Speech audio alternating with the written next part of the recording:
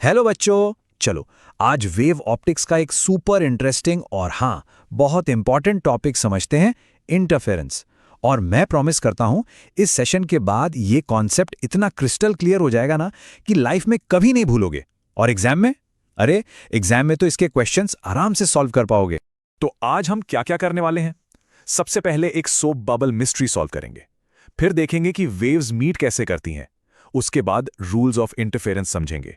Young's का famous experiment भी देखेंगे। और सबसे जरूरी, कॉमन एग्जाम ट्रैप से कैसे बचना है वो भी डिस्कस करेंगे।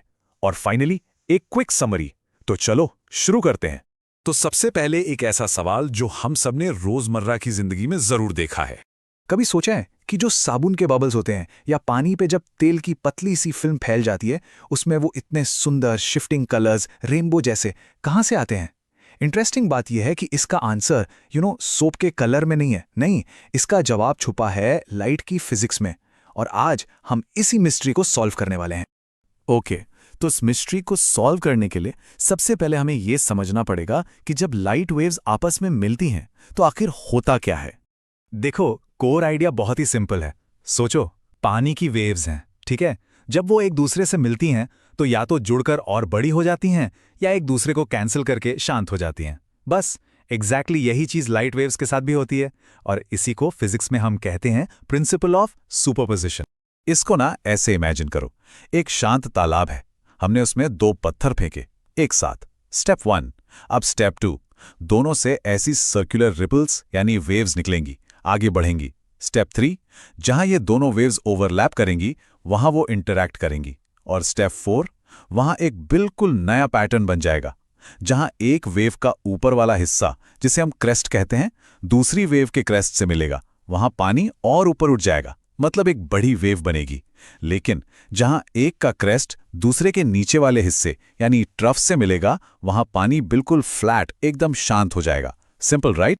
तो फिजिक्स में इसी इंटरैक्शन की कुछ खास रूल्स हैं, कुछ खास नाम हैं। और एग्जाम पॉइंट ऑफ व्यू से ये बहुत बहुत इंपॉर्टेंट है। ओके, तो ये है इसकी text book definition. Interference is the phenomenon of redistribution of light energy when two or more coherent light waves are superposed. अब इसमें दो वर्ड्स सबसे इंपॉर्टेंट हैं, इनको आराम से समझो। पहला, रीडिस्ट्रीब्यूशन ऑफ एनर्जी। इसका मतलब है एनर्जी का दोबारा से बंटना, यानी कहीं पर लाइट एनर्जी बहुत ज्यादा हो जाएगी और कहीं पर बिल्कुल कम। और दूसरा वर्ड है कोहेरेंट वेव्स। कोहेरेंट वेव्स आसान भाषा में ऐसी वेव्स हैं जो बिल्कुल एक दूसरे के साथ तालमेल में चलती हैं, परफेक्टली सिंक्रोनाइज्ड। जैसे दो सिंगर्स हैं जो एक ही सुर और एक ही ताल में गा रहे हैं, बिल्कुल वैसे। अब ये स्लाइड ये इस टॉपिक का हार्ट है, इसको बहुत ध्यान से समझना। देखो, दो तरह के इंटरफेरेंस होते हैं। पहला है कंस्ट्रक्टिव इंटरफेरेंस। लेफ्ट कॉलम में देखो, इसमें क्या होता है, वेव्स एक दूसरे को रीइंफोर्स करती हैं, सपोर्ट करती हैं, मतलब क्रेस्ट से क्रेस्ट मिलता है। रिजल्ट हमें मिलती है ब्राइटनेस। और इसकी कंडीशन क्या है? कंडीशन है कि पाथ डिफरेंस यानी डेल्टा n लैम्डा होना चाहिए, मतलब वेवलेंथ का इंटीजर मल्टीपल, जैसे 0, 1 lambda, 2 lambda and so on. अब आओ राइट कॉलम पे, यह है डिस्ट्रक्टिव इंटरफेरेंस। इसमें वेव्स एक दूसरे को कैंसल आउट कर देती हैं। क्रेस्ट मिलता है ट्रफ से और रिजल्ट हमें मिलता है डार्क, अंधेरा। इसकी कंडीशन क्या है? यहां पाथ डिफरेंस होता है n प्लस हाफ लैम्डा, यानी लैम्डा बाय 2 का ऑड मल्टीपल। ये दोनों कंडीशंस बच्चों बिल्कुल याद रखनी है, यही सबसे जरूरी है। ठीक है, तो अब चलते हैं उस हिस्टोरिक एक्सपेरिमेंट पर जिसने सबसे पहले डेफिनेटिवली ये प्रूव किया कि लाइट असल में एक वेव है। और वो है Young's double slit experiment, short में YDSC। तो 1801 में साइंटिस्ट थॉमस यंग ने क्या किया, उन्होंने कोहेरेंट लाइट ली और उसको दो बहुत ही पतली नैरो स्लिट्स से पास करवाया। और सामने एक स्क्रीन पर उन्होंने क्या देखा? उन्होंने देखा एक पैटर्न, ब्राइट और डार्क बैंड्स का एक पैटर्न। इन्हीं बैंड्स को हम कहते हैं फ्रिंजेस, और यही पैटर्न था a solid proof of interference. अब इस एक्सपेरिमेंट का सबसे इंपॉर्टेंट फॉर्मूला जो हर न्यूमेरिकल में काम आएगा वो है फ्रिंज स्पेसिंग का। फ्रिंज स्पेसिंग, जिसे हम बीटा से डिनोट करते हैं, ये बेसिकली दो कंसेक्यूटिव ब्राइट या दो कंसेक्यूटिव डार्क फ्रिंजेस के बीच का डिस्टेंस है। और इसका फॉर्मूला है beta equals lambda D by D. यहां लैम्डा है लाइट की वेवलेंथ, कैपिटल डी है स्लिट्स और स्क्रीन के बीच का डिस्टेंस, और स्मॉल डी ये है दोनों स्लिट्स के बीच का सेपरेशन। इस फॉर्मूला को नोट कर लो। चलो एक छोटा सा वर्कड एग्जाम्पल सॉल्व करते हैं ताकि फॉर्मूला बिल्कुल क्लियर हो जाए। मान लो लाइट की वेवलेंथ लैम्डा है 500 नैनोमीटर्स। दोनों स्लिट्स के बीच का डिस्टेंस स्मॉल डी है 0.5 मिलीमीटर्स और स्क्रीन रखी है 1 मीटर दूर, यानी कैपिटल डी हो गया 1 मीटर। तो हमें निकालना है फ्रिंज स्पेसिंग बीटा। चलो सब लोग मेरे साथ सॉल्व करने की कोशिश करो।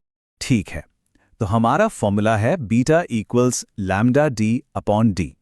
अब इसमें वैल्यूज डालते हैं। लैम्डा है 500 नैनोमीटर, यानी 500 into 10 to the power -9 metres. Capital D है 1 मीटर और स्मॉल डी है 0.5 मिलीमीटर, यानी 0.5 into 10 to the power -3 metres. तो 500 into 10 to the power -9 into 1 divided by 0.5 into 10 to the power -3। जब इसको कैलकुलेट करेंगे तो हमें मिलेगा 1 into 10 to the power -3 metres, जिसका मतलब है 1 मिलीमीटर। इसका मतलब हर फ्रिंज 1 मिलीमीटर चौड़ी है। आसान था ना? शाबाश। चलो अब एक फॉलोअप क्वेश्चन। सेंटर से तीसरी ब्राइट फ्रिंज की पोजीशन क्या होगी? सोचो। देखो, किसी भी nth ब्राइट फ्रिंज की पोजीशन निकालने का फॉर्मूला होता है yn equals n into beta. Simple. तो हमें चाहिए थर्ड फ्रिंज, मतलब n हो गया 3 और बीटा तो हमने अभी निकाला 1 मिलीमीटर, तो ये 3 हो जाएगा 3 इंटू 1 mm, यानी 3 mm from the centre. Easy. Okay, अब आते हैं एक बहुत ही जरूरी सेक्शन पे। चलो अब बात करते हैं उन साइलेंट किलर्स की, मतलब वो कॉमन मिस्टेक्स, वो मिसकॉन्सेप्शंस जिनकी वजह से एग्जाम में आते हुए भी मार्क्स कट जाते। इसको ध्यान से सुनना। पहली गलत फहमी, लोग सोचते हैं कि ब्राइट फ्रिंज सिर्फ वहां बनती है जहां light waves equal distance travel करती हैं। रॉन्ग, बिल्कुल गलत। करेक्ट आइडिया क्या है? ब्राइट फ्रिंजेस वहां बनती हैं जहां पाथ डिफरेंस n लैम्डा हो। वो 0 भी हो सकता है, लैम्डा भी, 2 लैम्डा भी, कुछ भी। दूसरी गलतफहमी, डार्क फ्रिंजेस शैडो हैं, परछाई है, वहां लाइट पहुंचती ही नहीं। ये तो सबसे बड़ी गलती है। सही कॉन्सेप्ट ये है कि डार्क फ्रिंज पर दोनों स्लिट्स से लाइट पहुंच रही है, लेकिन वो एक दूसरे को परफेक्टली कैंसिल आउट कर रही हैं।